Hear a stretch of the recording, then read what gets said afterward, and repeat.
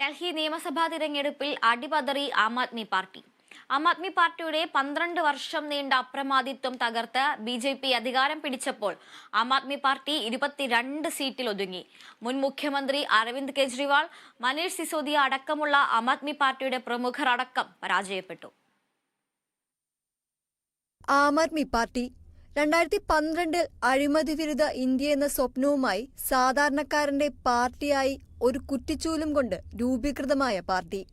അരവിന്ദ് കെജ്രിവാൾ എന്ന മുഖവുമായി കന്നി തെരഞ്ഞെടുപ്പിനെ നേരിട്ടത് 2013 കോൺഗ്രസുമായി ചേർന്ന് സർക്കാർ രൂപീകരണം. 49 ദിവസം പിന്നിട്ടപ്പോൾ ജൻ ലോക്പാൽ ബില്ല് പാസാക്കാനാകാതെ അധികാരത്തിൽ നിന്ന് താഴേക്ക്. ആം ആദ്മി പാർട്ടിയുടെ സംഭവബഹുലമായ പരാജയമറിയാത്ത ഒരു വ്യാഴവട്ടക്കാലത്തിന് ശേഷം പാർട്ടി രാജ്യതലസ്ഥാനത്ത് പരാജയം രുചിച്ചു. 2015 നിയമസഭാ തെരഞ്ഞെടുപ്പിൽ 70-ൽ 67 സീറ്റും നേടിയ ആം ആദ്മി പാർട്ടി 2020 തെരഞ്ഞെടുപ്പിൽ 62 സീറ്റ് നേടി അധികാരത്തിൽ തുടർന്നു. എന്നാൽ വിവാദങ്ങളുടെ കൊടുങ്കാറ്റായിരുന്നു കെജ്രിവാളിന്റെ ഭരണകാലം നേരിട്ടത്. അഴിമതി വിരുദ്ധ പാർട്ടി എന്ന ഖ്യാതിയിൽ കോൺഗ്രസിനെ തഴഞ്ഞ് ഒറ്റക്കക്ഷിയായി അധികാരത്തിലിരുന്ന ആപ്പിന് തിരിച്ചടിയായതും തുടരെ വന്ന അഴിമതി ആരോപണങ്ങൾ. മദ്യവിരുദ്ധ അഴിമതിയിൽ ആപ്പിന്റെ വൻമരങ്ങളെല്ലാം കടപുഴകി. മനീഷ് സിസോദിയയും അരവിന്ദ് കെജ്രിവാളും ജയിലഴിക്കുള്ളിലായി.